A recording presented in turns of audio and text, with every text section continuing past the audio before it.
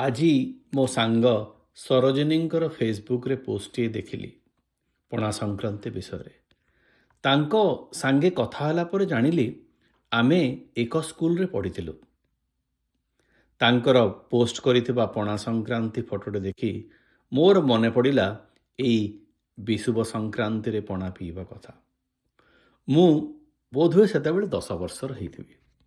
ମହାବୀର ହନୁମାନଙ୍କୁ ଭୋଗ ଭାବରେ ପଣା ଦିଆଯାଏ। ସବୁବେଳେ 2 ପ୍ରକାରର ପଣା ହୁଏ, ଛୋଟ ହାଣ୍ଡି ପଣା ଆଉ ବଡ଼ ହାଣ୍ଡି ପଣା। ଆମ ସାହିରେ କହନ୍ତି ବୈଶାଖ ଠାରୁ ପଳି ବଡ଼ ମାସ ନାହିଁ, ସତ୍ୟଯୁଗ ପରି ଯୁଗ ନାହିଁ, ବେଦରୁ ବଳି ଶାସ୍ତ୍ର ନାହିଁ, କି ଗଙ୍ଗା ନଦୀ ଠାରୁ ପବିତ୍ର ନଦୀ ନାହିଁ।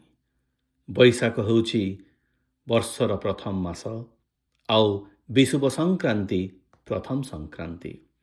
ଜଗନ୍ନାଥ ପଞ୍ଜିକାର ଗଣନା ଅନୁଯାୟୀ ପଣା ସଂକ୍ରାନ୍ତି ହେଉଛି ଆମ ନବବର୍ଷ ଦିବସ। ତେଣୁ ଆମ ପଥୁରିଆ ସାହିରେ ଏଇ ବିଷୁବ ସଂକ୍ରାନ୍ତି ଦିନ ପ୍ରତିବର୍ଷ ପଣା ହୁଏ। ଏହି ଦିନଟି ପୁଣି ହନୁମାନଙ୍କର ପୁଣ୍ୟ ଜନ୍ମତିଥି। ତେଣୁ ଛୋଟ ହାଣ୍ଡିର ପଣା ପିଲାମାନଙ୍କ ପାଇଁ ଆଉ ବଡ଼ ହାଣ୍ଡିର ପଣା ବଡ଼ ଲୋକଙ୍କ ପାଇଁ। ସାହି ପିଲାମାନେ ସମସ୍ତେ ଏକାଠି ହୁଅନ୍ତି ପଣା ପିଇବା ପାଇଁ, ଆଉ ଭାରି ମଜା ହୁଏ ସାହିରେ।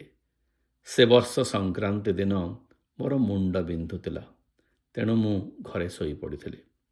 ସନ୍ଧ୍ୟାବେଳକୁ ଉଠି ଦେଖିଲି ମୋର ଭାଉଜ ଆଉ ପିଲାମାନେ ସମସ୍ତେ ଘରୁ ଦିଅଁଙ୍କ ପାଇଁ ପୂଜା ପାଇଁ ମନ୍ଦିରକୁ ଚାଲି ଯାଇଥିଲେ।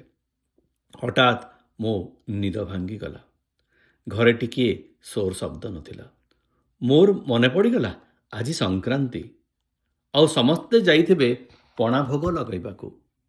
ଦୂରରୁ ଘଣ୍ଟ ବଜାଇବାର ଶବ୍ଦ ଶୁଣିପାରିଲି। ପଣା ସରିଯିବ ବୋଲି ଭାବି ମୁଁ ମୁହଁ ନ ଧୋଇ ଖାଲି ପାଦରେ ଦୌଡ଼ି ଦୌଡ଼ି ଜାଗା ଘର ପର୍ଯ୍ୟନ୍ତ ଗଲି, ଯେଉଁଠି ମହାବୀର ହନୁମାନଙ୍କର ମନ୍ଦିର ଥିଲା। ବୋଧେ ସେଠି କ'ଣ ଗୋଟେ କୁସ୍ତି କସରତ ହେବାର ଦେଖାଯାଉଥିଲା। ପିଲାମାନେ ବୋହୁଚୋରି ଖେଳୁଥିଲେ। ମୋତେ ଭାରି ଶୋଷ ଲାଗୁଥିଲା। ଆମ ସାହି ପଦିନାନୀଙ୍କୁ ପଚାରିଲି, ପାଣି ଅଛି କି? ସିଏ କହିଲା, ନା, କିନ୍ତୁ ଭିତରକୁ ଯାଇ ସରବତ ଗିଲାସେ ପିଇଦେ। ଭୋଗ ହୋଇସାରିଲାଣି। ତୁ ଥିଲୁ କେଉଁଠି ଏପର୍ଯ୍ୟନ୍ତ? ମୁଁ ତ ସବୁବେଳେ ଭାରି ତରତରୀ ଆଉ ଭୋକ ଶୋଷ ଜମା ସମ୍ଭାଳି ପାରେନି। ଦୌଡ଼ି ଯାଇ ଦୁଆର ଖୋଲି ବଡ଼ ହାଣ୍ଡିରୁ ପିତ୍ତଳ ଗିଲାସରେ ପଣା ଢକ୍ ଢକ୍ କରି ଏକା ନିଶ୍ୱାସରେ ପିଇଦେଲି। ତାପରେ ଆସି ବାରଣ୍ଡାରେ ସମସ୍ତଙ୍କ ସାଙ୍ଗେ ବସିବାକୁ ଚେଷ୍ଟା କଲି, କିନ୍ତୁ 5 ମିନିଟ୍ ପରେ ମୋର ମୁଣ୍ଡା କୁକୁଡ଼ା ମୁଣ୍ଡ ପରି ଘେରି ଘେରି ବୁଲିବାକୁ ଲାଗିଲା। ମୋତେ ସବୁ ଜିନିଷ ଉପର ତଳ ଆଉ ଚକ୍ର ବୁଲିଲା ପରି ଦେଖାଗଲା। ବାରଣ୍ଡାରେ ବସିବା ପାଇଁ ଚେଷ୍ଟା କଲେ ବି ସେଠି ତଳେ ପଡ଼ିବାକୁ ଆରମ୍ଭ କଲି। ସବୁ ଜିନିଷ ଦୁଇଟା ଦେଖାଯାଉଥିଲା ମୋତେ। ବାରଣ୍ଡା ନଥିବା ଜାଗାରେ ବସିବାକୁ ଯାଉଥିଲି ବୋଧହୁଏ। ପଦିନାନୀ ମୋତେ ତଳେ ପଡ଼ିବାର ଦେଖି ପଛରୁ ଆସି ଦୌଡ଼ି କହିଲା, ଆଲୋ ଚନ୍ଦୁ, ତୁ ବୋଧହୁଏ ବଡ଼ ହାଣ୍ଡିର ପାଣି ପିଇ ଦେଇଛୁ। ଭାଙ୍ଗ ଯୋଉଥିରେ ଥିଲା।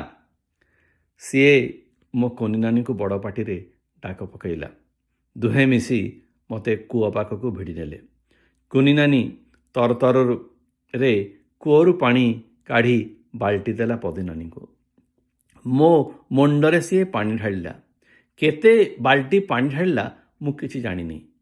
ସେଠୁ ଘରକୁ ଆସି ସିଧା ଶେଯରେ ଶୋଇଲି। ରାତି 8ଟା ବେଳେ ଉଠିଲି। ମୁଣ୍ଡ ଭାରି ଲାଗୁଥିଲା, କିନ୍ତୁ ଘେରି ଘେରି ବୁଲେଇବା ବନ୍ଦ ହୋଇଯାଇଥିଲା।